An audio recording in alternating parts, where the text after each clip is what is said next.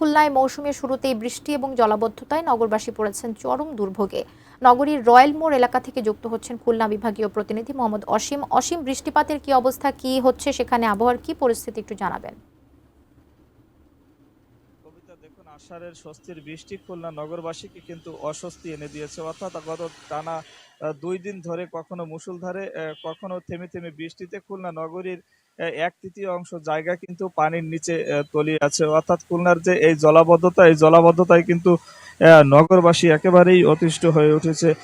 গতকালকে দেখছি সারাদিন ধরে খুলনা নগরী পানির নিচে তলিয়ে ছিল। একই অবস্থা আজ সকাল থেকেও। আর এর কারণে যেটি হয়েছে, খুলনা নগরবাসী যারা অফিসগামী রয়েছেন, যারা শিক্ষার্থীরা রয়েছেন, তারা কিন্তু স্কুল কলেজ যেতে পারছে না। অফিসগামী যারা রয়েছেন তারা কিন্তু অফিসে যেতে পারছেন না। আর নগরবাসী যে সমস্ত নগরের নিম্ন এলাকা রয়েছে, সেই এলাকাগুলোতে কিন্তু বহুতল ভবনের নিচতলাও তলিয়ে গেছেন এই আষাঢ়ের বৃষ্টিতে।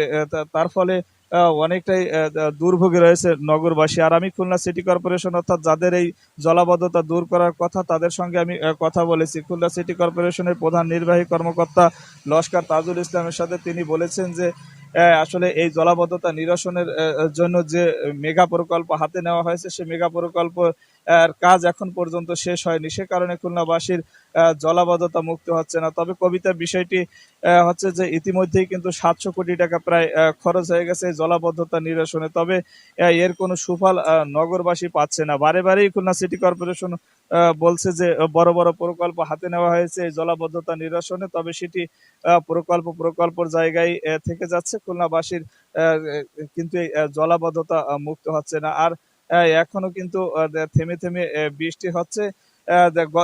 আবহাওয়া অধিদপ্তরের পক্ষ থেকে যেটি জানানো হয়েছে যে গতকাল খুলনার এই বছরের সর্বোচ্চ পরিমাণ রেকর্ড বৃষ্টি হয়েছে। তবে আজ এখন পর্যন্ত কিন্তু কত মিলিমিটার বৃষ্টি হয়েছে সে বিষয়ে কিন্তু এখন পর্যন্ত আবহাওয়া অধিদপ্তর আমাদেরকে জানাতে পারেনি। আসলে সব মিলিয়ে কবিতা, বলা চলে যে খুলনা নগরবাসী জলাবদ্ধতা বৃষ্টিতে দুর্ভোগে রয়েছে। আমার কাছে সব মিলিয়ে এই ছিল কবিতা, খুলনার রয়্যাল মোড় এলাকা থেকে জলাবদ্ধতা এবং বৃষ্টির সর্বশেষ খবর।